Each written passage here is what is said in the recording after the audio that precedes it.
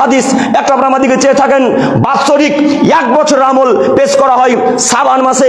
বাৎসরিক 1 বছরের আমল পেশ করে আল্লাহর কাছে শাবান মাসে। শাবান মাসের কোন তারিখে যে রিপোর্ট পেশ করা হয় এটা আমাদের নবী মুহাম্মদ সাল্লাল্লাহু আলাইহি ওয়াসাল্লাম জানতেন না। শাবান মাসের কত তারিখ রাসূল আল্লাহর কাছে রিপোর্ট পেশ করা হয় এটা তিনি জানতেন না। তাই তিনি 1 তারিখ থেকে নিয়ে পূর্ণ শাবান রোজা রাখতেন। 1 তারিখ থেকে নিয়ে পূর্ণ শাবান রোজা রাখতেন। কয়েকটা রোজা ছেড়ে দিতেন, কয়েকটা সিয়াম ছেড়ে দিতেন। আয়েশা রাদিয়াল্লাহু তাআলা আনহা বলেন, মুহাম্মদ সাল্লাল্লাহু আলাইহি ওয়াসাল্লামকে দেখেছি তিনি শাবান মাসের পূর্ণ মাসই সিয়াম রেখেছেন, কয়েকটি দিন ব্যতীত। আল্লাহ নবী বলেন, আয়েশা রাদিয়াল্লাহু তাআলা আনহা বলেন, মুহাম্মদ সাল্লাল্লাহু আলাইহি ওয়াসাল্লাম পূর্ণ শাবান রোজা রেখেছেন, তবে রমজান মাসের সাথে আল্লাহ নবী এই শাবান মাসকে মিলিয়ে দেননি। উম্মে সালামা রাদিয়াল্লাহু তাআলা আনহা বলেন, রাসূল সাল্লাল্লাহু আলাইহি ওয়াসাল্লামকে আমি শাবান মাসে এত সিয়াম পালন করতে দেখেছি, অন্য কোন মাসে এত সিয়াম পালন করতে দেখিনি রমজান ব্যতীত। একটু আপনারা আমার দিকে চেয়ে থাকেন। উম্মে সালামা রাদিয়াল্লাহু তাআলা আনহা বলেন, রাসূল সাল্লাল্লাহু আলাইহি ওয়াসাল্লামকে শাবান মাসে যত সিয়াম পালন করতে দেখেছি, অন্য কোন মাসে এত সিয়াম পালন করতে দেখিনি রমজান ব্যতীত। রমজানের 1টি মাস পূর্ণ সিয়াম রাখতেন, শাবান মাসের অধিকাংশ দিনগুলিতে সিয়াম রাখতেন। আল্লাহ নবী জানলেন না যে কোন তারিখে আল্লাহর কাছে রিপোর্ট পেশ করা হবে, 15 তারিখ না 16 তারিখ না 17 তারিখ, এটা আল্লাহ নবী জানতেন না। তাই তিনি ওই দিনটাকে ধরার জন্য আল্লাহর নবী সিয়াম পালন করতেন। আল্লাহ নবী বলেন যে আমার রিপোর্ট যখন আল্লাহর কাছে পেশ করা হবে, যখন ফেরেশতাগণ আমার আমল নিয়ে যাবে, তখন আল্লাহ দেখুক যে আমি মুহাম্মদ সাল্লাল্লাহু আলাইহি ওয়াসাল্লাম শাবান মাসে রোজা রেখেছি, আমি মুহাম্মদ সাল্লাল্লাহু আলাইহি ওয়াসাল্লাম সিয়াম আছি, এটা আল্লাহ দেখুক। এটা আল্লাহ নবী জানতেন না যে কোন তারিখে রিপোর্ট পেশ করা হয়। কিন্তু ভারত, বাংলাদেশ, পাকিস্তান আর বিভিন্ন ওলামায়ে কেরাম, বিভিন্ন দেশের ওলামায়ে কেরাম জেনে নিল যে সেটা 15 তারিখ, সেটা 15 শাবান। তাই আমাদের ভারতের আলেমেরা, বাংলাদেশের আলেমেরা, পাকিস্তানের আলেমেরা আর ইত্যাদি ইত্যাদি দেশের আলেমেরা জেনে নিল যে 15 শাবান রোজা রাখতে হবে। তাই এরা সবাই লালগোলার মানুষ, জঙ্গিপুরের মানুষ, সারা পৃথিবীর মানুষ 15 শাবানের দিন সারা রাত্রি সালাত আদায় করে। এই বেটা কিয়ামত পর্যন্ত 1 ওয়াক্ত সালাত আদায় করেনি, কিন্তু 15 শাবানের দিন ঠিকই সালাত আদায় করে। কথা মিলল না মনে হয়? কথা কি আপনারা বুঝতে পারছেন? আল্লাহ নবী বুঝতে পারলেন না যে সেটাকে 15 তারিখ না 16 তারিখ না 17 তারিখ না 10 তারিখ না 12 তারিখ, এটা আল্লাহ নবীর জানা ছিল না। কিন্তু ভারতের আলেম, পাকিস্তানের আলেম আর বাংলাদেশের বিখ্যাত বিখ্যাত যারা আলেম নিজেকে দাবি করে, তারা মনে করেন এটা 15 শাবান।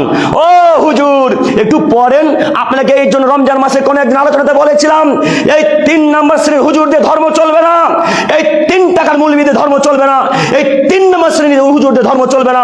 ধর্ম একজনের কথাতে চলে, তার নাম মুহাম্মদ সাল্লাল্লাহু আলাইহি ওয়াসাল্লাম।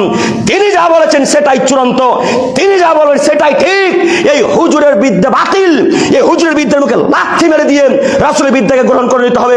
15 শাবান রোজা রাখা বেদাত, 15 শাবান রোজা রাখা বেদাত, 15 শাবান রোজা রাখা বেদাত। কেউ যদি শুধু 15 শাবান রোজা রাখে নিশ্চিত পাপ হবে, অবশ্যই পাপ হবে, অবধারিত পাপ হবে, নিশ্চিত পাপ হবে। আল্লাহ নবী শুধু 15 শাবান রোজা রাখেনি। যদি কেউ রোজা রাখবো মনে করে, তাহলে তাকে 15 শাবান রোজা রাখতে হবে না, পূর্ণ মাস রোজা রাখেন। 1 থেকে 20 তারিখ পর্যন্ত, বা 1 থেকে 17 তারিখ পর্যন্ত, বা 10 থেকে 20 তারিখ পর্যন্ত, বা 10 থেকে 25 তারিখ পর্যন্ত একের পর এক সিয়াম রেখে যান।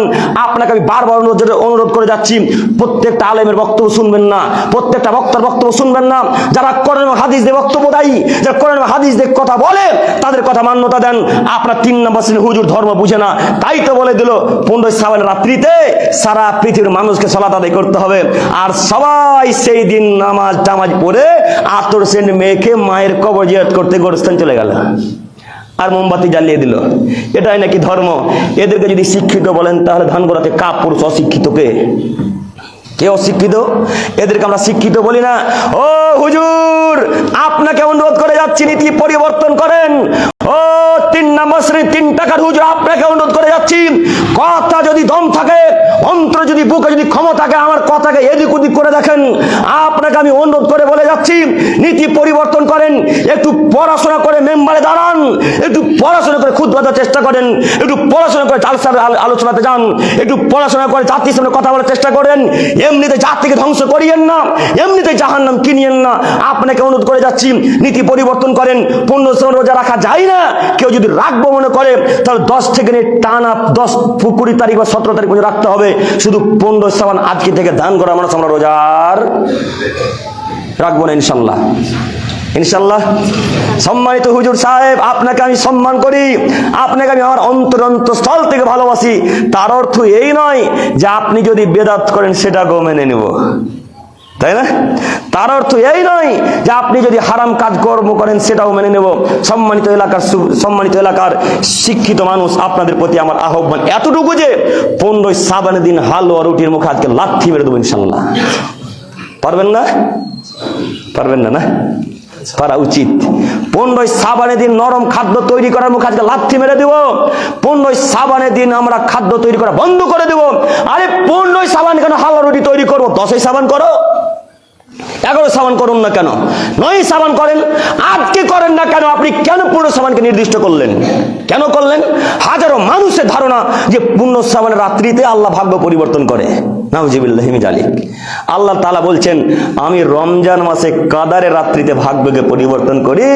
আর এই হুজুর 3 নাম্বার শ্রেণীর 3 টাকার মৌলবি সাহেব বলে দিল যে 15 শ্রাবণ ভাগ্য পরিবর্তন হয়।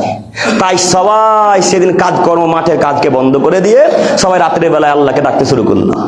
জিন্দেগিতে এক ওয়াক্ত সালাত আদায় করেন, 15 শ্রাবণ আল্লাহকে ডেকে মন জয় করবে। এটা ধর্ম? এটা আমাদের ধর্ম নয়, এটা হুজুরদের ধর্ম। মুহাম্মদ সাল্লাল্লাহু আলাইহি ওয়াসাল্লামের এটা নীতি নয়।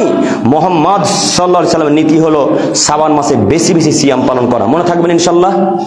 থাকবে ইনশাআল্লাহ? ইনশাআল্লাহ। আল্লাহ তুমি আমাদেরকে বোঝার তৌফিক দান করো। সকলে বলি আমিন।